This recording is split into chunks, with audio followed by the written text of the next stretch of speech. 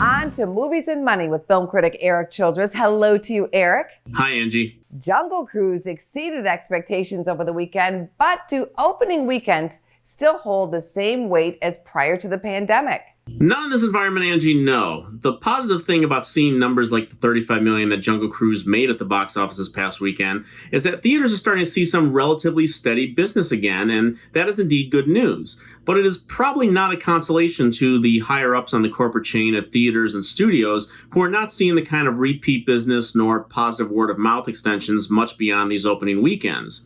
Whether it is negative word of mouth or streaming availability concurrent with the theatrical releases, subsequent weekends are not helping to extend the life of these films. Disney chose again to claim victory by announcing Jungle Cruise made an additional $30 million plus through its premium access cost on Disney Plus. Now that is about half of what Black Widow did, which seems about right, but they clearly didn't feel comfortable announcing the numbers of Cruella, which amounted to around $20 million, nor are they feeling very comfortable with the lawsuit filed by Scarlett Johansson over putting Widow on streaming and siphoning away theatrical profit from her contract. Dwayne Johnson reportedly said he has no plans to rock that boat over doing the same to Jungle Cruise, which did have the fourth best opening we have seen during the pandemic and has a shot to become just the fourth film of the summer to break $100 million. But the films it is chasing have dropped anywhere from nearly 57% to almost 68% in their second weekend. Let's see if Jungle Cruise can come in under those numbers this week as Disney looks ahead to its Labor Day release of Shang-Chi and the Legend of the Ten Rings, which is going to be their first theater-exclusive title that they have released all year. Well, many businesses are now taking precautions around the rising Delta variant threat. Paramount is the first to make an adjustment to its schedule. What can you tell us? That's right, Angie. Paramount is taking Clifford the Big Red Dog from its scheduled theatrical launch on September 17th.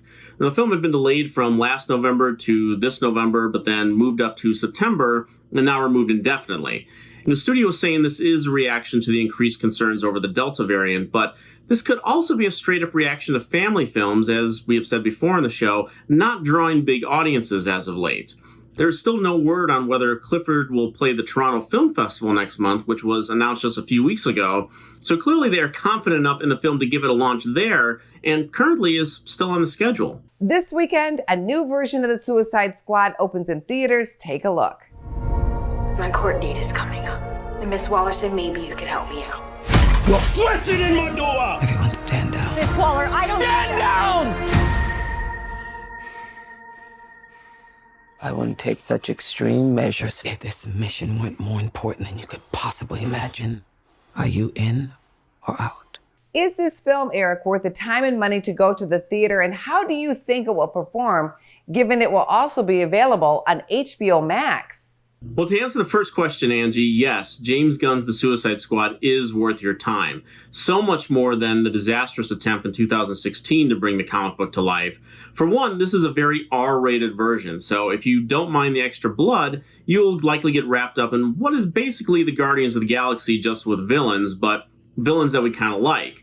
To get into your second question, this is unquestionably the biggest test yet to see if the Warner Brothers HBO Max deal can break the ceiling in a meaningful way to show that this experiment wasn't a complete bust for the studio.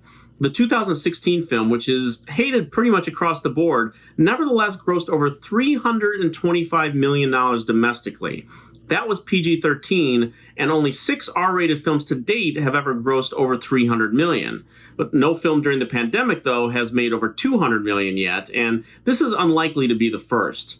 I believe the folks at Warner Brothers would be happy enough to see this hit $150 million, and I think anything lower will only cast further doubt on this experiment, but also may represent the best of what we will see out of the rest of the Warner Brothers lineup the rest of the year financially.